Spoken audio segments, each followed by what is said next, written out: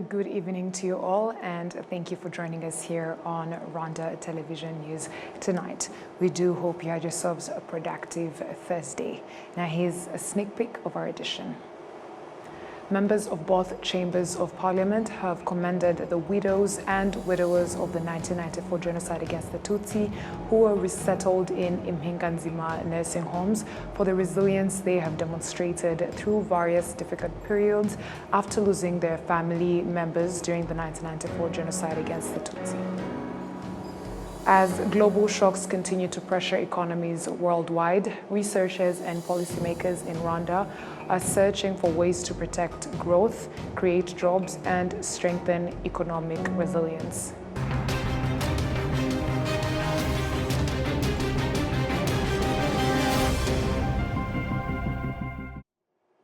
We are glad to have your company coming to you straight from the heart of Africa, Kigali, and my name is Martina Abera. President Paul Kagame has met with a MasterCard Foundation delegation led by Zain Abdallah, chairman of the board, accompanied by the former president of Liberia, Ellen Johnson Sirleaf, and other board and leadership members. They discussed the foundation's partnership with Rwanda and ways to further expand opportunities for young people through skills development, entrepreneurship, job creation, and innovation. The president also met Daniel Libeskind, founder and principal architect of Studio Libeskind, Nina Libeskind, co-founder of Studio Libeskind, Stephen Black, partner at Studio Libeskind, and Holm Keller, chairman of the Kenap Foundation. They discussed plans for the new National Genocide Monument at the current Kigali Genocide Memorial, envisioned as a powerful space for remembrance, education, and reflection through cutting-edge technology and a deeply immersive personal experience. Members of both Chamber of Parliament have commended the widows and widowers of the 1994 genocide against the Tutsi who were resettled in Impinganzima nursing homes for the resilience they have demonstrated through various difficult periods after losing their family members during the 1994 genocide against the Tutsi.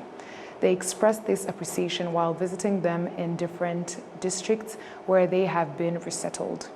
This activity was organized by the Anti-Genocide Parliamentary Forum in collaboration with the Rwandan Women Parliamentarians Forum with the purpose of supporting the widows and widowers of the 1994 genocide against the Tutsi.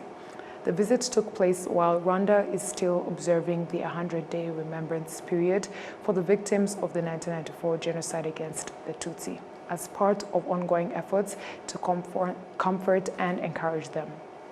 The beneficiaries expressed their appreciation for the initiative, saying that it shows they are not alone, even though the genocide left them devastated with profound losses. The Deputy Speaker of the Chamber of Deputies, Belin Uwineza, said that these widows and widowers should continue to be shown love and care by both the young and the old because they too helped raise and build Rwanda despite the devastation they suffered during the genocide. During this visit, members of the Chamber of Deputies and the Senate toured the Impinganzima nursing homes that have been built in different districts across the country. They presented various gifts to the widows and widowers, mainly handcrafted ornaments and decorations made from woven thread. The occasion also provided an opportunity for social interaction and fellowship. The 4 Impinganzima nursing homes established across the country provide shelter for 276 widows and widowers. The Parliamentary Public Accounts Committee, also known as PAC, which is responsible for overseeing the use of public finances and state assets, urged the Rwanda Transport Development Agency to improve its operations and accelerate the implementation of its activities. The committee noted that the agency's outputs do not match the expected results, a situation that hampers country's development, and the members of parliament based their review on the findings of the Auditor General's report and summoned public institutions to publicly explain issues where poor performance or irregularities have been identified. The first institution to appear before them was the Rwanda Transport Development Agency. The MPs criticized the agency's performance, citing several examples, including cases they had personally observed during their own inspections and visits. While responding to these criticisms, Professor Leopold Mbereaho, the chairperson of the board of directors of the Rwanda Transport Development Agency, acknowledged that some of the concerns were valid. However, he stated that there are also issues for which the agency is not responsible. Nevertheless, regarding matters that fall within their mandate, he said that they have put in place strategies and measures to address them. The chairperson of the Public Accounts Committee, Valens Muhakwa, noted that some institutions have corrected their shortcomings after being criticized and have improved their performance. However, he said that there are still institutions that remain sluggish and underperforming, which is why they repeatedly appear before the committee. The Auditor General's report identified 76 public institutions that did not manage state resources efficiently. These are the institutions that will appear before the committee starting from 25th of June 2026 through 10th of July 2026 to provide explanations regarding the issues raised in the report. The government of Rwanda and the private sector partners have launched the third phase of the cashless payment awareness campaign known as Twagiye Cashless, which aims to bring 50,000 new users into the program while also reducing the costs associated with using cashless payment services. Consumers and traders who use cashless payment methods say that transaction fees have discouraged some people from continuing to use the system, while cases of fraud have also affected confidence in the service. The nationwide Twagiye Cashless campaign was first launched in 2023. Because there were no transactions charged at the time, many traders and consumers embraced the initiative. During the first quarter of 2026, more than 14 trillion Rwandan francs were transferred through mobile money technology in over 800 million transactions. Government, institutions, and private sector stakeholders have now launched the third phase of the Twagiye Cashless campaign, which will run for 4 months and is expected to enroll about 50,000 people from 8 districts across various sectors of society. The Director General of the Ministry of ICT and Innovation, Esther Kunda, said that efforts are underway to explore ways of reducing transaction costs so that the number of users adopting cashless payments can continue to grow. One of the private sector participants in the campaign, Alexei Chuzo, said that technological solutions are available that could help protect citizens from losing money through fraud. An official from ICT Chamber, Tina Uwase, said that representatives of financial service providers will be present through the campaign to answer questions from members of the public. That's why we've brought different stakeholders, be those that are service providers or financial service providers. We've brought them on board so that they will have a chance to explain why the charges, what are the charges for, so that once merchants, the public servants are doing the transaction, they should be able to understand why the charges are being there, because it also helps the service providers to operate. Those charges are helping the service providers to operate and also to maintain the infrastructure that is allowing us to do the transactions. Yes, it's been a challenge because when we first started the first campaign, it was free transaction, zero fee. And right after we started the campaign, that's when the 0.4, 0. something started with the MTN Momo or other charges were put in place. And we've seen numbers dropping. But as we continue the campaign, the trainings, the awareness about the charges on how this is something that I think we can adopt as the country, the numbers are increasing again, they're going up. And that's why we are emphasizing on the trainings, we're emphasizing on the awareness about the charges, so that the merchants, the general public should understand why these charges are being placed. The National Bank of Rwanda has announced that effective June 30th this year, every money transfer transaction will be charged a fee of 20 Rwandan francs. The fee will be applied for a one-year period, after which the National Bank of Rwanda will review the arrangement and determine whether adjustments are needed. As global shocks continue to pressure economies worldwide, researchers and policymakers in Rwanda are searching for ways to protect growth, create jobs, and strengthen economic resilience. Those discussions are taking center stage at the 12th Annual Economic Research Conference in Kigali. Williams Evans Mutawazi has more. From climate change and food insecurity to global market disruptions, Rwanda faces growing external pressures that could affect its development ambitions. Researchers say building a more resilient and inclusive economy is becoming increasingly urgent. The uniqueness of this conference is the time. So as it comes at the right time, we all are discussing how we need to address the current challenges consecutive from the global shocks that we are facing now. So this is going to enable us to plan better accordingly and identify what are the measures to be taken immediately on the short term and also on the mid term and even on the long term to protect the agriculture sector in general, in particular, but also the economic sector in general. Agriculture is among the sectors under focus, with experts examining how better planning can protect production and livelihoods from future shocks. We are developing a number of alternative scenarios. What would happen if, the budget is reallocated differently for different policy objectives? And these policy objectives cover economic objectives, social objectives, and also environmental objectives.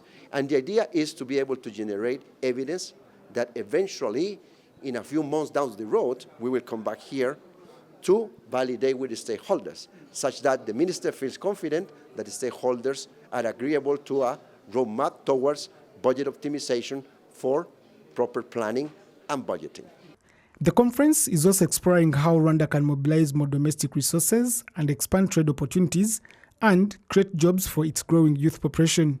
Researchers say evidence-based policy making will be critical in achieving the country's long-term development targets. EPRN, Economic Policy Research Network, with our partners, we have organized the 12th Annual Research Conference, and the theme is around discussing on how Rwanda's development can be more inclusive and how it can be resilient against the global shocks. What we do as researchers, we provide evidence to inform policymakers what can be done, what can help us to move quickly, to do better than what we are doing. We have research as EPRN, but also with our partners. We have FAO, we have UNDP, we have ECA, and many, many other researchers who will be showing, presenting the research findings to provide the evidence which can help our government to, harmonize or improve or prepare even policies. Because it is very good when you have data, you have numbers to guide you as you prepare your policies. That is the purpose of this conference, to share the research findings which can provide good evidence to our policymakers, which is the government. The recommendations emerging from the conference are expected to inform future policy decisions as Rwanda works to sustain growth in an increasingly uncertain global environment. William Evans, RwandaTV News. The ambassador of Israel to Rwanda, Enite Weiss, has pledged a new partnership with Nyaruguru district aimed at transforming Kibeho into an international center for religious tourism through cooperation between the district and Israel. Kibeho is regarded as a holy site because in 2001, the Catholic Church officially recognized the Marian apparitions reported there beginning in 1981. According to figures provided by Nyaruguru district, Kibeho currently receives about 1.2 million visitors annually from 37 countries around the world. Private sector operators say that continued efforts to develop Kibeho and strengthen tourism activities there are also helping their businesses grow. During her visit to Nyaruguru district, Ambassador Enite Weiss highlighted Kibeho's potential, stating that through cooperation with the district, greater investment should be made in tourism development so that Kibeho can be promoted as the Jerusalem of Africa. When you come to Kibeho, the first sentiments you have is humbleness. You feel humble by this place. It's a beautiful place, also in terms of agriculture, but also in terms of spirituality. So I really believe it's one of the most unique places.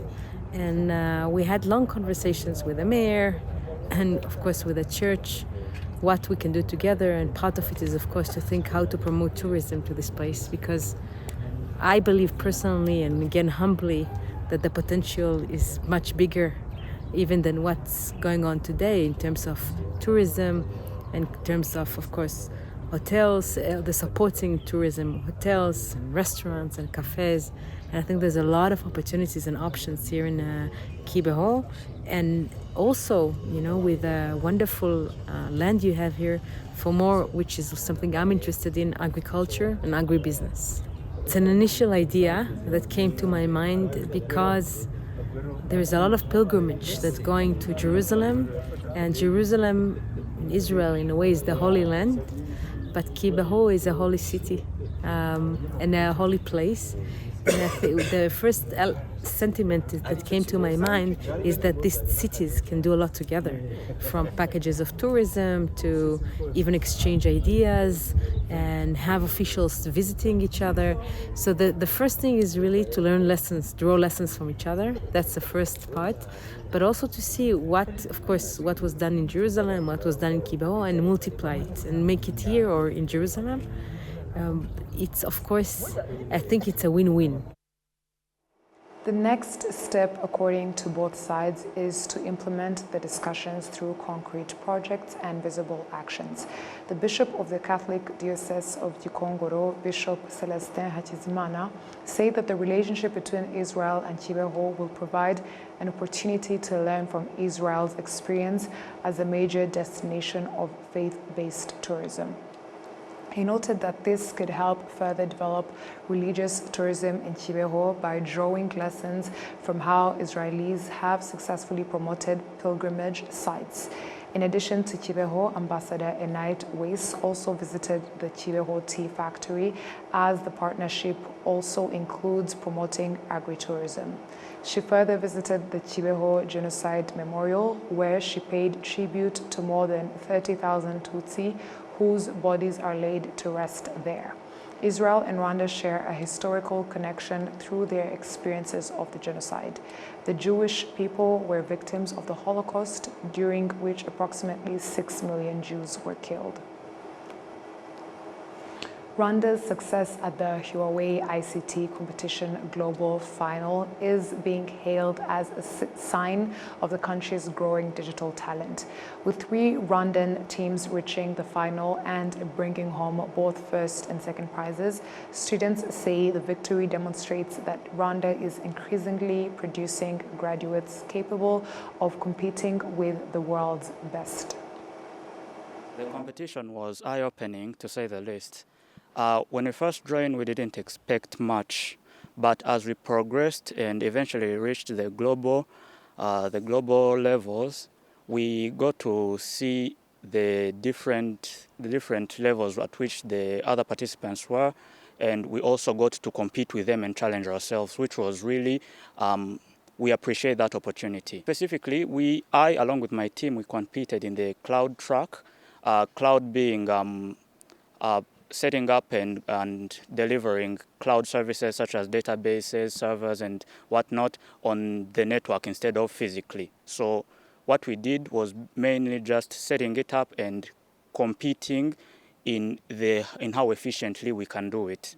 The possibilities are endless for me right now. Like the future is bright for me, for all those we competed with, and for even my colleagues. So if you think about where you're coming from, it doesn't make sense, like how we should be progressing so fast, and the ambition we have to go even further, to show ourselves what we are capable of, and that we are here to compete. We are here not to participate, but to compete.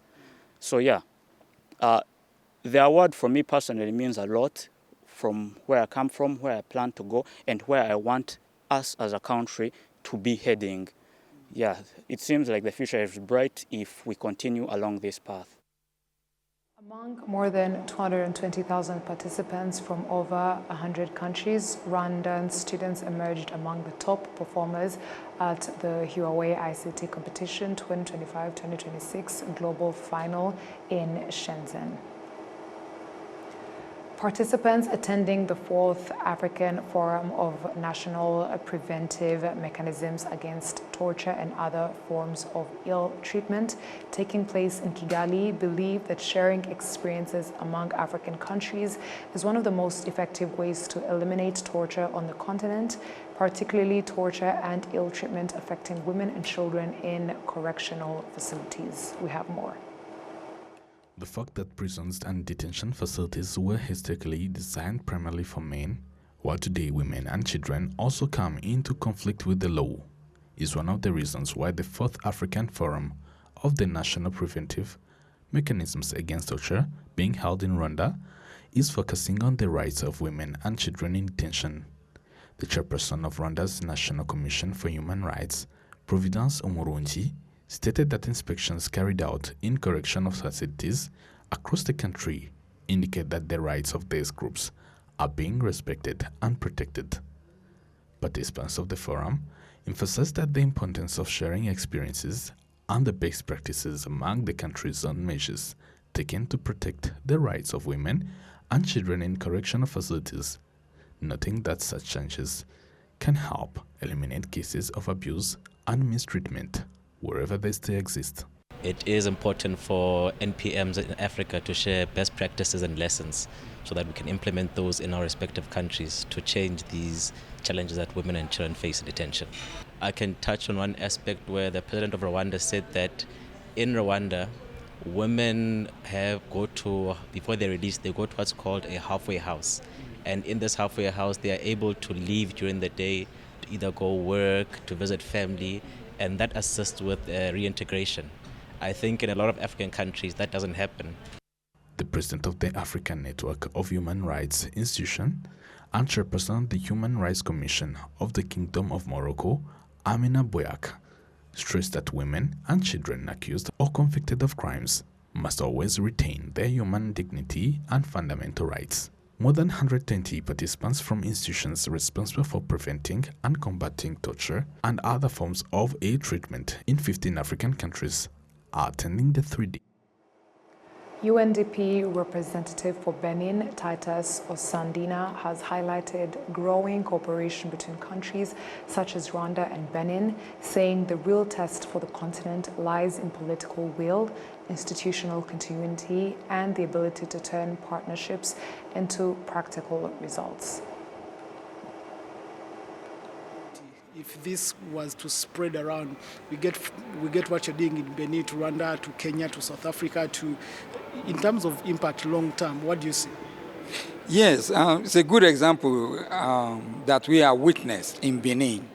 In 2016, when the former president Patrice Talon took over through the democratic ballot, he visited Rwanda.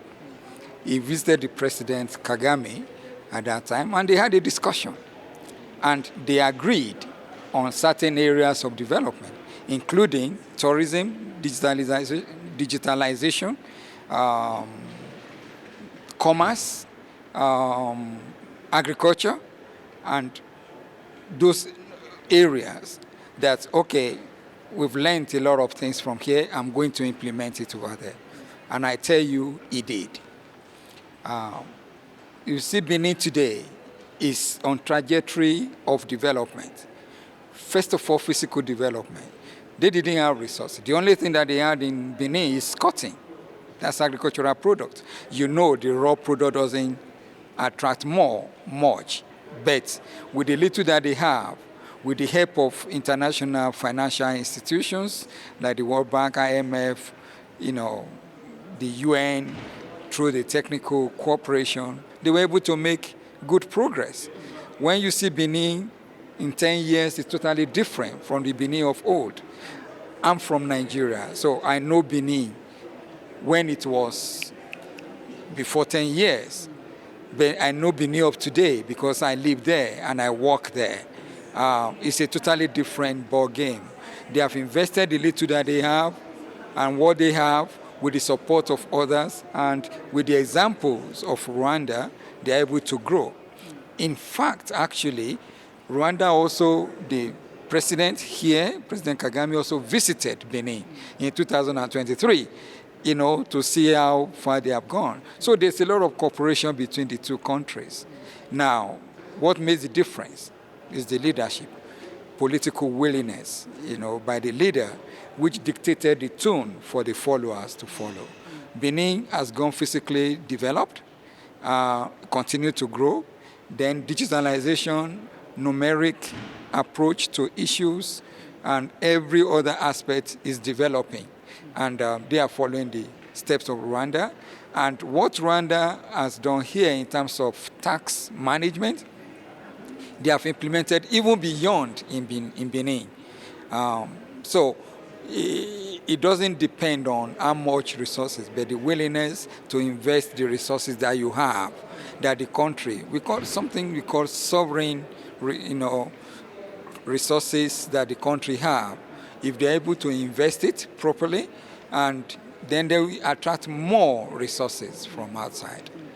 Mr. Titus, maybe as we come to the end, you also seem to suggest that the success of South and Triangular Cooperation majorly will also depend on how collaborative heads of state are.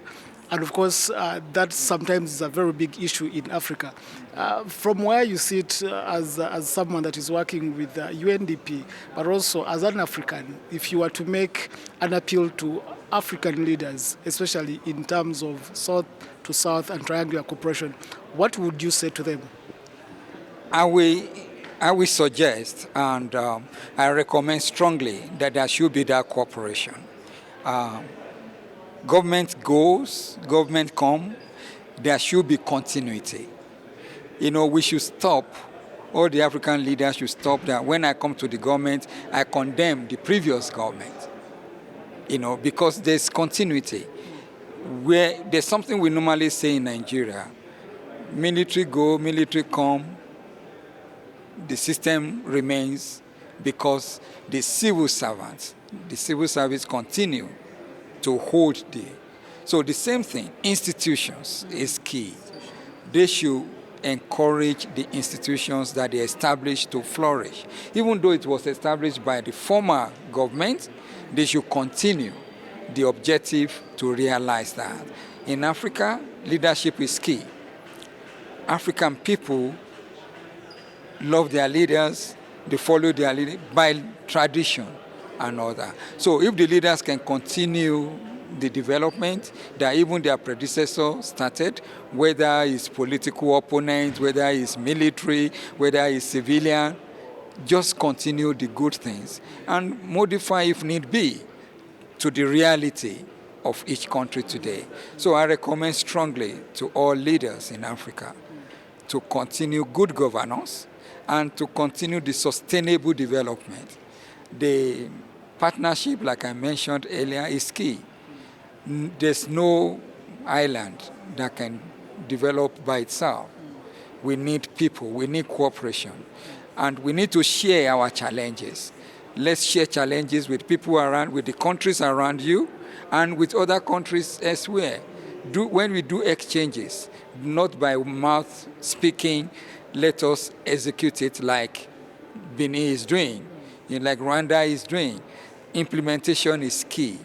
Let them put the system in place, structures in place for which there will be continuity, and that's what we call sustainable development. You might not have money, but you have technique, you have capital, you have people, and you'll be able to make it, when others support you. let them bring resources from outside. Diasporal is very key. Others who are rich from outside, they will be investing. And all the resources that we need to develop, we have it in Africa. Each country, look at DRC. They have a lot of resources that is untapped. Then look at a case of Rwanda. They don't have much resources, but they develop with it, with the little that they have. You know, systems is key. And we need to continue. Sustainable development is key, and partnership is a major issue.